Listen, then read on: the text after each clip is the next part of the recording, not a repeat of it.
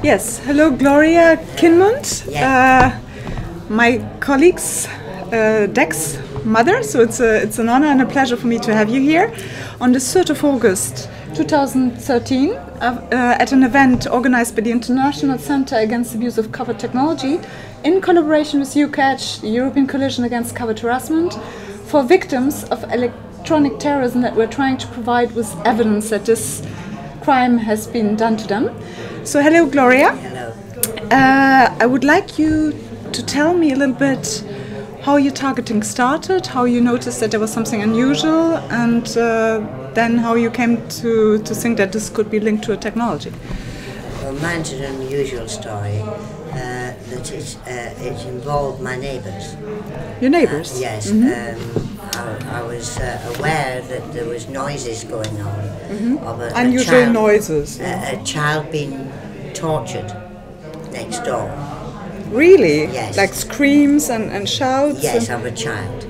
I went down, knocked on the next door neighbour who denied there was a child, because I said, perhaps the child is playing you up, perhaps I'll take it to the park. So as to really, because I know I brought up 4 children, right? They can play you up, yeah. And it always sounds a lot worse than it really is. But she denied there was a child there. And but you clearly heard child screams and the sounds had been obviously projected. Okay. But I knew a lot about this because my son has been targeted for many years, and he knew about the technology, and so when I tried to tell him about this, he says, "Oh no," he says, "you're being targeted as well." Right. And okay. I just wouldn't so believe he brought, I mean, right. you into the, and it just got explained worse and worse and worse. What got worse and worse and worse exactly? Well, the scenario was that there was that my neighbours were after me and they were going to get me, and there were stalkers out in the street. People you didn't know that you felt I didn't know. Followed you, harassed you, or no? They were doing the funny walks, if you like, walking silly, looking round, looking suspicious, things like that. Cars pulling round in the street. I got so paranoid. I got CCTV cameras all around the house. I had a bank of television, and my son came in and said, "Look, this has got to stop." So he took them all out, and I'm glad he did, because I was getting more and more paranoid. I said, "Look, these people are up to no good, they're after me." I got really paranoid about it. And you have lived in this neighborhood for a long time?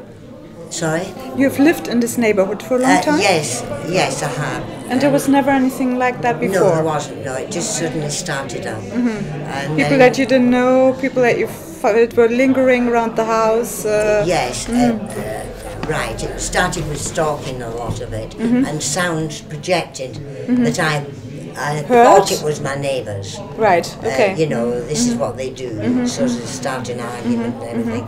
Luckily for me, I was not on my own, because it happened to my son. Yes. And he was able to put your me son right. Dex, that we're very grateful, because he organized this event. It's not really, you know, happening. What they're doing. He knew what was going on. They're playing with your mind, basically. Okay. And then it got so bad that eventually the mental health team took me away. Really? And I went into a mental hospital. Luckily, I had private health insurance, and another guy came in and got me out of hospital, because I wasn't mentally ill, although I was acting strange, you know, because of all this. Well, like anybody would, like when you suddenly these things right. occur. It's a human reaction. Yeah. I was acting in a very human way. Yeah, to things that something I that was very distressing. That was tortured. Yes, yeah. You would naturally, because you love children. Yeah, exactly. You brought up children. Yeah. You didn't want. So you just showed a human reaction to. But it was something that a child torturing is something very distressing. When I got out of hospital, I thought I'm going to ignore everything. but it just kept getting worse and worse. And then what kept in the hospital? What kept getting worse and worse? It was silent in the hospital. I didn't get anything in the Right. hospital. Okay. I didn't have voice to skull at that stage. It was only when I came out of hospital that it started again. The voice to skull came in, and they started talking to me, and then it got worse. So you heard voices? Heard them speaking to me. What did they say? Well, it was a lot of persecution, you know, that I shouldn't have done that and I must comply, and that I'm now a sex slave at my age. I'm 69. Right. In a week's time, I'm 69, you know. So I was to be a sex slave to them. They were, because I'm a celibate woman, and they knew that, they played on that, because that's horrific to me. Absolutely. And the sexual manipulation is horrific, so horrific. It never stops, 24/7. It was so horrific that last year I even superglued myself together to try and stop it. Really? It was so horrific to me. Yeah, so it's really so rape. I was in a mess. Yeah. It's electronic rape. Yeah, That's electronic exactly rape. what it is. Absolutely, I totally agree. And it never stops with me. And noises in my head, white noise, all kinds of noise in my head. That has never stopped. That's been on 24/7 for, to date, 580 days. My receptors at the top of my head. Some people call it an electronic harassment. I would call it electronic torture. It is really torture. Absolutely torture. I would agree with that. It's been so intense. But the stalkers still go on. I'm a gardener. I had a beautiful garden. They've completely destroyed my garden. So vandalized your garden? Vandalized my garden over and over again.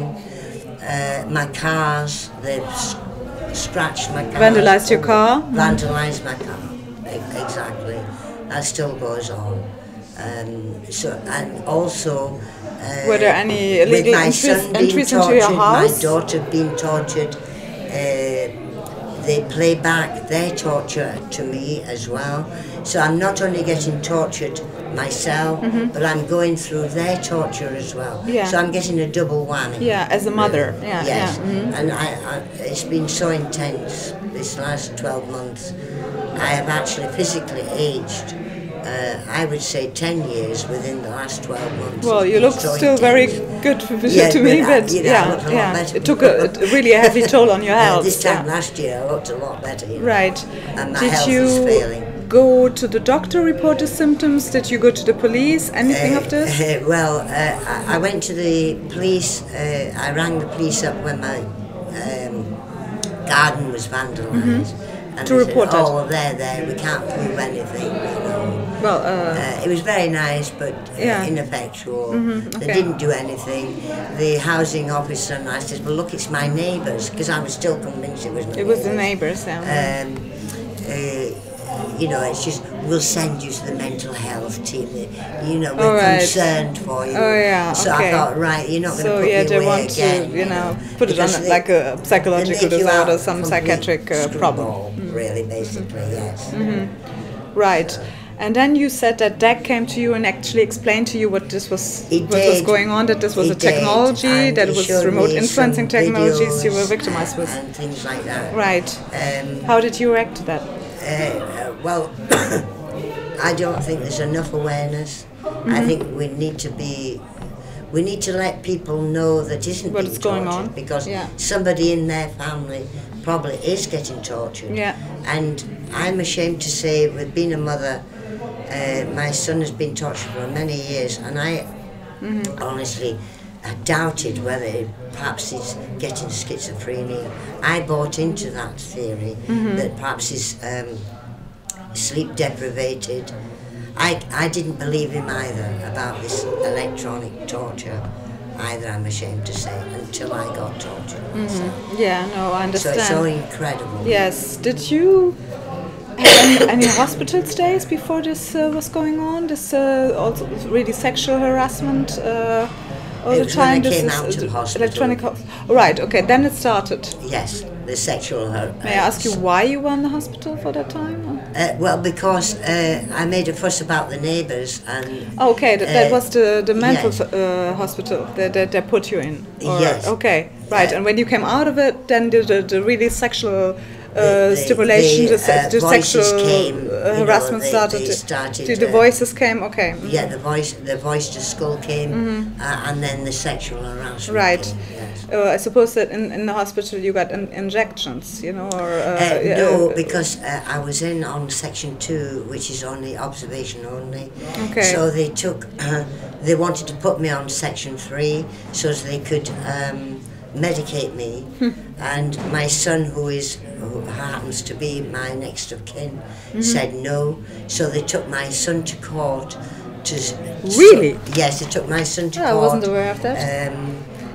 To stop my son being my next of kin. Understand. The social services wanted to be my next of kin so that they could put me on section 3 so that they could medicate me to keep me quiet. Right. Mm-hmm. That's what they did. We certainly see However, like a pattern here. I preempted that by writing, unbeknown to them, I wrote to the judge a perfectly letter that somebody mentally ill could not have written. And I gave it to my son because I wasn't allowed to go to the court to give to the judge.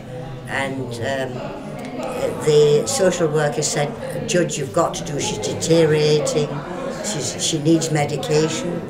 And the judge says, "Well, as a matter of fact, she wrote me a letter, and there's no mental illness here. Okay, No one mentally ill could do that. She's certainly not deteriorating." Yeah. So you denied. Yeah. But So you got out of there. They took him to court 3 times.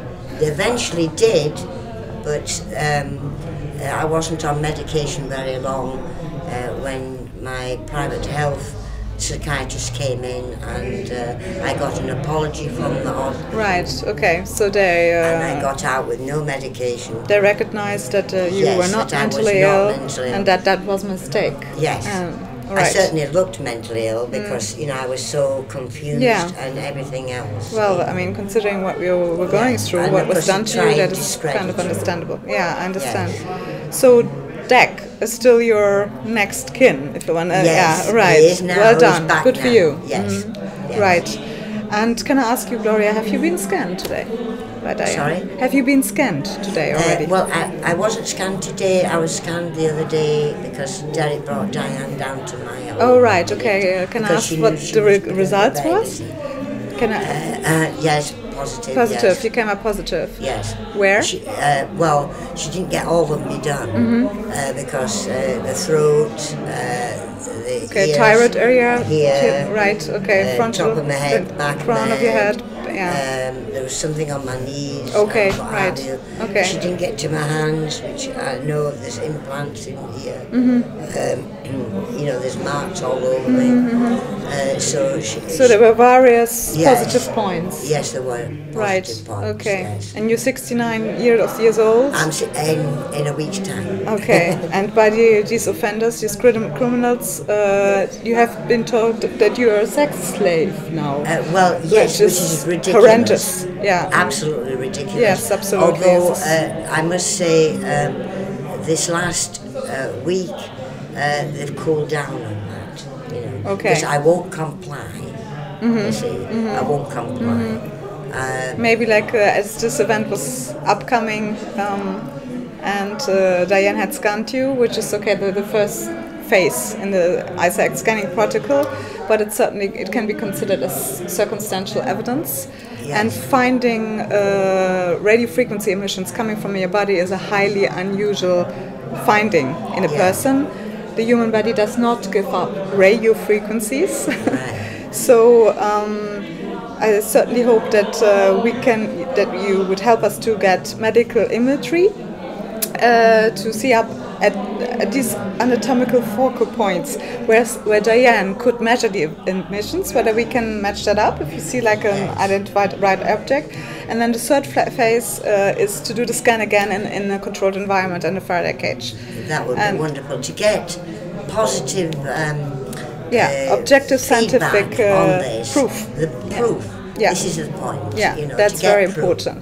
Because they know, a lot of people on the ground, they know it's happening. Yes. But they're in denial about it. Yeah, I agree with you. You know, you feel you've always been. I'm an honest person, and people have always trusted what I say. Now nobody trusts me, you know. Okay, you know, because you feel you've been really discredited, also, you know, in your environment. Exactly. Okay, yes. I see. Well, I hope that we can help re-establish this credit. Yes, you are. That and people used to meet other people give you. In the same situation is wonderful. It's a very to speak good experience to them. Positive this experience. Has been like therapy today, meeting everyone from all over, speaking to them. That helps as well. Yeah, and the more people we that get have the same experience don't feel best. Judged as mentally ill, but people that understand you and going through the same terror, because this is really terror. And I find you very courageous, Gloria, and I thank you very much for your testimony today. Thank you for all that you're doing. Yeah, well, it's doing wonderful work here. Thank you, and we certainly hope to have you, you know, in our network and hear much more from you. Yes, right. Because it's outrageous that did that to you. Yes, it is outrageous. And your children. And I'm now going to interview Dag, actually. Right. So thank you very much.